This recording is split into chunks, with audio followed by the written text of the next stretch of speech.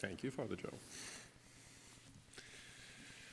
So today we celebrate the second Sunday of Easter, a Sunday that was designated not too long ago as Divine Mercy Sunday,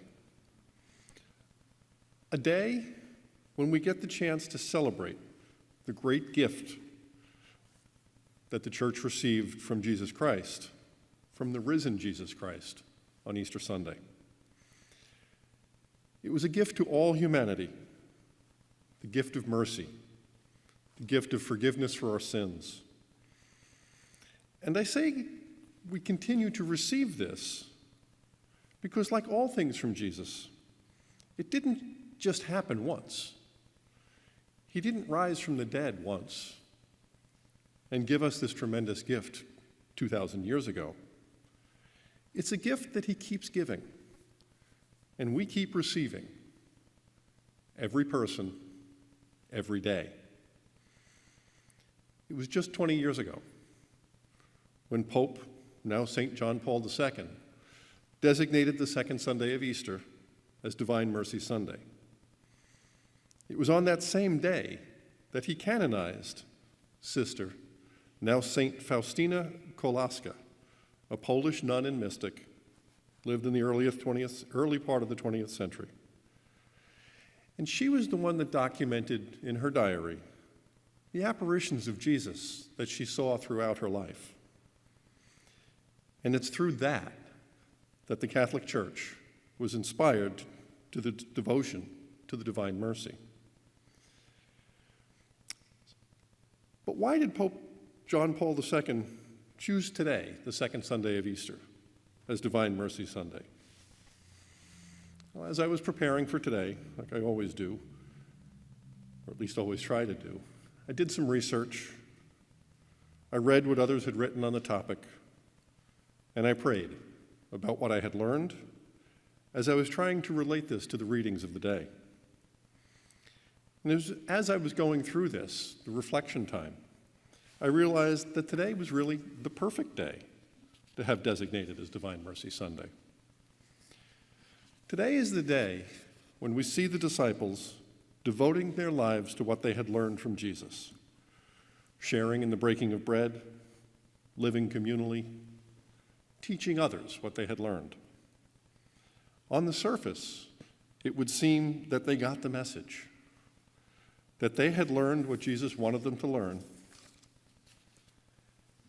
On the surface, it seemed that they had received his mercy, and they knew it. But then we get to the gospel passage, the story of the doubting Thomas. And we get to see the real truth of the disciples, and not just Thomas. We see that they, I know like me, and I'm sure like many of you, at times struggle with doubt and confusion. And as a group, they were hiding for fear of the people. I don't know about you, but when I'm hiding from something, it's because I'm confused and concerned, or I have great doubt about what will happen when I confront whatever it is I'm afraid of. And then as an individual, we see Thomas struggling with his doubt clearly. He didn't believe what he had been told by his friends. He simply chose to doubt them because he had not seen the Lord himself. And I had to ask, how often do I need to see some proof before I'm willing to believe what I've been told, even if I'm being told that by friends and close acquaintances? And then it hit me. I realized that I'm probably not any different than the disciples were at the time. I mean, think about it. When I consider everything that's going on in our world today, I do have doubt, and sometimes I'm afraid. And as I was reflecting on that, I had to stop and ask myself some really difficult questions. Questions like, do I believe that I have received the gift of the risen Christ, the gift that he gave the world, the gift that he gave to me on that glorious day 2,000 years ago, and continues to give me and each of us every day.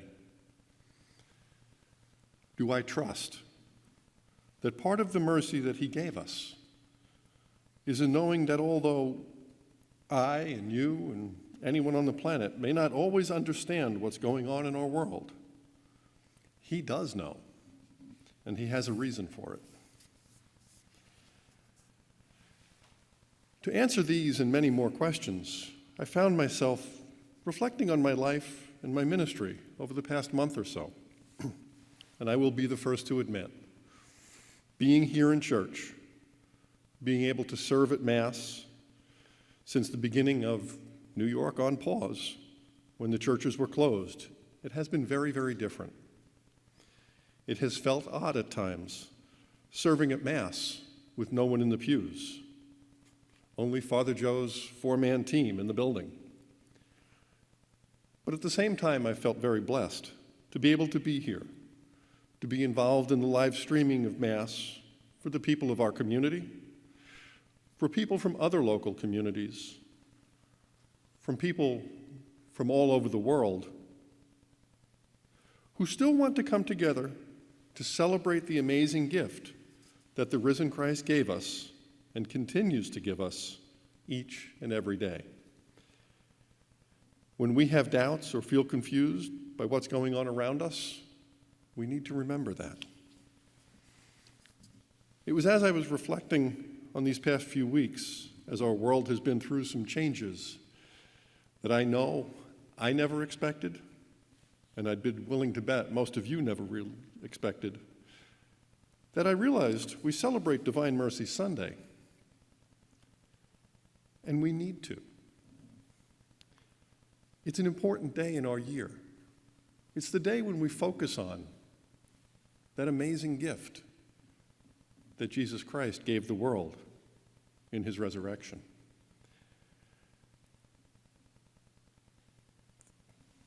He gave us this gift to help us overcome our doubts and our fears.